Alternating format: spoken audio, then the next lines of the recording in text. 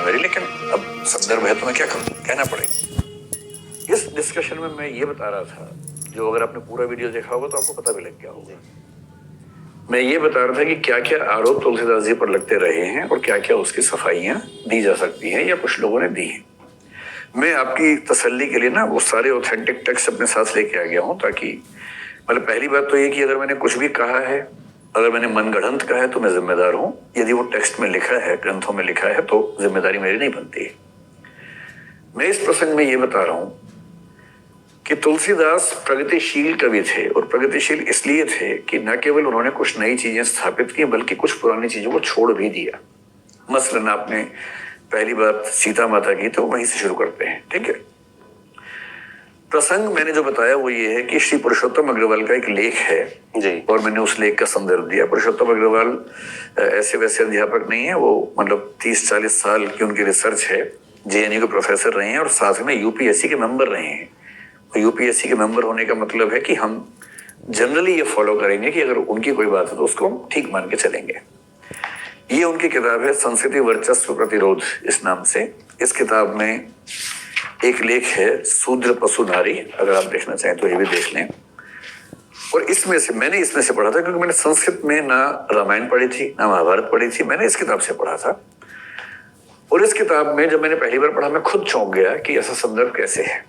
और वो संदर्भ ये है, वाल्मीकि रामायण की बात है, ये किसी और रामायण की बात नहीं है, वाल्मीकि रामायण की ही बात है। उसके उत्तरकांड में प्रसंग आता है और प्रसंग इसमें ये है। फिर मुझे कहना खराब लग रहा है, मैंने क्लास में भी ये बात कही है कि कहते हुए मुझे लगता है कि जबान कट जाएगी मेरी, लेकिन अब संदर्भ है तो मैं क्या करूं, कहना पड़ेगा। उसमें ये लिख रहे हैं लेखक कि सीता समझती रही कि युद्ध उनकी मुक्ति के लिए हुआ है। ये पृष्ठ 66 है, अगर आप में से कोई भी देखना चाहे तो 66वें पृष्ठ पर नीचे और 67वें पृष्ठ पर थोड़ा ठीक से पढ़ेंगे तो स्पष्ट होगा। जानकारी के लिए बता दूं कि किताब राजकमल प्रकाशन से छपी हुई है। सीता समझती रही कि युद्ध उनकी मुक्ति के लिए हुआ है। राम इस खुशफहमी की कोई गुंजाइश नहीं छोड़ते। यह जो युद्ध किया, विजय प्राप्त की, यह न त्वदर्शन मया कृतः, तुम्हारे लिए नहीं किया। और उसके बाद फिर वो जिक्र करें दो संदर्भों का, एक वाल्मीकि रामायण का और एक महाभारत का। बहुत इंटरेस्टिंग बात है, महाभारत का संदर्भ है। वाल्मीकि रामायण में 6/115 और उसमें 19 से 21वें श्लोक तक जो 3 श्लोक हैं उसमें लिखा है, क्या कोई अच्छे वंश में जन्मा तेजस्वी पुरुष ऐसी नारी को जो दूसरे घर में रहकर आई हो मैत्री के लोक में पुनर्वार ग्रहण करेगा। और आगे कुछ कठोर बातें, जिसके बाद अंत में ये कि मैंने तुम्हारा उद्धार किया है, मेरा उद्देश्य सिद्ध हो गया, अब मेरी कोई आसक्ति नहीं, तुम्हारी जहां इच्छा हो चली जाओ। ये वाल्मीकि रामायण का प्रसंग है। मैं वाल्मीकि रामायण भी साथ में लाया हूँ, आप चाहे तो उसमें भी देख सकते हैं। सर आज पूरी सब किताबें लेकर आए हैं ताकि कोई ये ना कह सके कहाँ से बोल रहे हैं। मैं बिना प्रमाणों की बात करने से बहुत बचता हूँ, संदर्भों के साथ बात करता हूँ। मैंने ट्विटर पे कम समय गुजारा है, अध्ययन में ज्यादा गुजारा है, मैं उसी में ज्यादा अच्छा महसूस करता हूँ। उसके एकदम बाद वो क्या कह रहे हैं, महाभारत के रामोपाख्यान में राम का कथन और भी हृदय विदारक है। अब ये महाभारत में देखिए, ये महाभारत लेके आया हूँ और ये महाभारत में गीता प्रेस की है, जिसको ट्विटर वाले लोग सबसे ज्यादा प्रामाणिक मानते हैं। वही ये गीता प्रेस गोरखपुर की महाभारत द्वितीय खंड है। इस द्वितीय खंड में एकदम लेटेस्ट, मैंने आज ये बुक नहीं खरीदवाई है जानबूझ के। इसमें पृष्ठ संख्या 918 और 919, ये 2 पेज हैं, 918 919, जिसको भी देखना हो इसमें जाके देखें। और ये 291वां अध्याय है और ये अध्याय इसमें मार्कंडेय कह रहे हैं, मार्कंडेय उवाच से यहाँ से शुरू होता है। और सर जो श्लोक नंबर 13 है, सुवृताम सुवृताम वाप्यहम त्वा मध्य मैथिली नोत्सहे परिभोगाय श्वावलीढ़म हविर्यथा सॉरी। अब इतना खराब है कि मुझे बोलते हुए फिर उतना ही खराब लग रहा है। मिथिलेश नंदिनी, तुम्हारा आचार विचार शुद्ध रह गया हो अथवा अशुद्ध, अब मैं तुम्हें अपने उपयोग में नहीं ला सकता। ठीक उसी तरह जैसे वही बात की जो कुत्ते के चाटे हुए भविष्य को कोई भी ग्रहण नहीं करता। यही बात पुरुषोत्तम जी ने अपने लेख में लिखी थी, इसको कोट करते हुए। अब सवाल है कि हम क्या करें। यूपीएससी में प्रश्न ऐसे पूछे जाएंगे कि स्त्री विमर्श के परिप्रेक्ष्य में तुलसीदास का मूल्यांकन करें, दलित विमर्श के परिप्रेक्ष्य में मूल्यांकन करें। स्त्री विमर्श की बात करते इसको कोट किया जाता है कि ऐसा रामायण में था। और महानता क्या है तुलसीदास की? तुलसीदास जी ने रामायण के उन प्रसंगों को छोड़ दिया जो रामायण में थे और ठीक नहीं थे।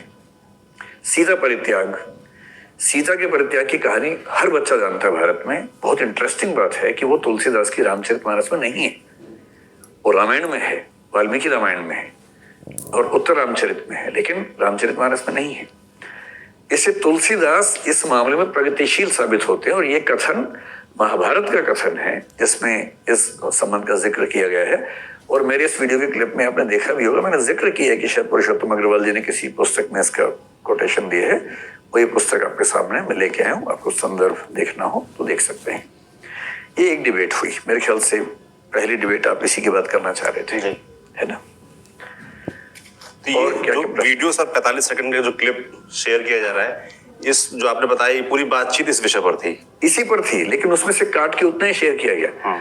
उस पूरी बातचीत के अंत में मैं ये कह रहा हूँ कि तुलसीदास प्रगतिशील क्यों है, क्योंकि तुलसीदास ने ऐसे संदर्भों को छोड़ दिया रामचरितमानस में जो परंपरा से चले आ रहे कि हे सीते, अगर तुम्हें लगता है कि युद्ध मैंने तुम्हारे लड़ा है तो तुम्हारी गलतफहमी है।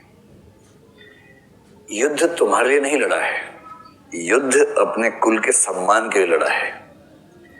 और रही तुम्हारी बात, जैसे कुत्ते द्वारा चाटे जाने के बाद घी भोजन योग्य नहीं रहता है, वैसे तुम अब मेरे योग्य नहीं हो।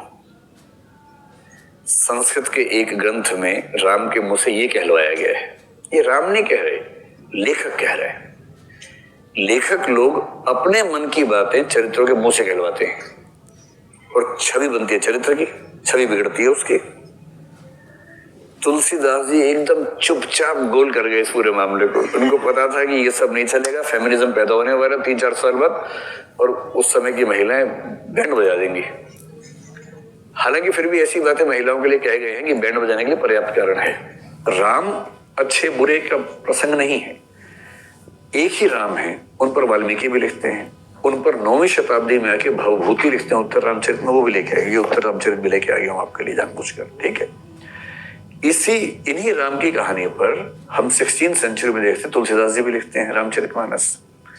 इन्हीं पर कृतिवास रामायण बांग्ला में लिखी गई है। इन्हीं राम की कहानी पर निराला राम की शक्ति पूजा लिखते हैं 1936 में। इन्हीं राम की कहानी पर साकेत मैथिषण गुप्त ने लिखा है, वो भी राम है। जब वो राम तुम्हें यह देश ना भूले, धाम धरा धन जाए भले ही, ये अपना उद्देश्य ना भूले, जब वो इस तरह की बात करते हैं तो वो भी राम के बारे में बातचीत है। ये सारी राम की कथाएं बदलती जाती हैं। फिर 20th सेंचुरी के मिड में संशय की एक रात में नरेश मेहता राम के संशय पर एक पूरी नई तरीके से प्रस्तुति करते हैं।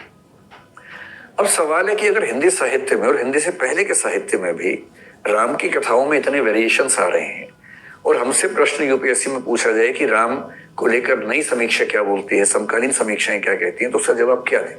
जब तक हम संदर्भ ना कोट करें तो फिर अंक नहीं मिलेंगे बच्चों को। तो मेरी क्या जिम्मेदारी बनती है? तो मैं इस बात के लिए एकदम निश्चिंत हूं कि जो बात मैंने कही है उसके प्रामाणिक साक्ष्य हैं, उसके बिना मैंने कुछ भी नहीं कहा है। और ये मेरा भक्ति भाव नहीं है। मैं जब क्लास में होता हूं तो मैं भक्ति भाव से क्लास नहीं लेता हूं। क्लास लेता हूं इस उद्देश्य से कि विद्यार्थी को क्या पता होना चाहिए, क्या उसको परीक्षा में लिखना है, न कि इस भाव से कि मेरे व्यक्तिगत विचार क्या है, मेरी व्यक्तिगत आस्थाएं क्या है। एक बड़ी इंटरेस्टिंग बात बताता हूँ आपको। जब से पिछले 8-10 दिन से सब चल रहा है, शायद 1-2 दिन में ज्यादा बढ़ गया है जी, तो हम थोड़ा अभ्यस्त है इन चीजों के, क्योंकि पहले कभी अभ्यास किया नहीं है, आदत रही नहीं है। लेकिन इसका ये परिणाम हुआ कि हमारे घर में पहली बार लोग भयभीत हुए। मेरे घर के छोटे बच्चे भयभीत हुए और घर के छोटे बच्चों ने कहा कि अब घर से बाहर मत जाना, खतरा है।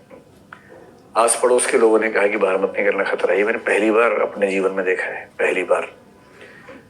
और 1-2 चीजें और जो मैं बताऊंगा नहीं, अभी वीडियो के बाद बताऊंगा क्या क्या हुआ। लेकिन ठीक है, किसी के साथ भी एक अच्छे लोकतंत्र में ऐसा बर्ताव ठीक नहीं है। अध्ययन होना चाहिए, तथ्य देखने चाहिए, विरोध होना चाहिए, संवैधानिक मर्यादाओं के बीच में होना चाहिए। अगर मैं गलत हूं, किसने एफआईआर भी कर दी है, मुझे पता लगा कि कहीं उत्तर प्रदेश में एफआईआर हो गई है जी, वो शायद पुलिस वाले भी आने वाले होंगे घर पे, जब मैं पहुंचूंगा तो शायद होंगे घर पे। तो ठीक है, अगर मैंने कुछ गलत किया उस पर एफआईआर करें, गलत है तो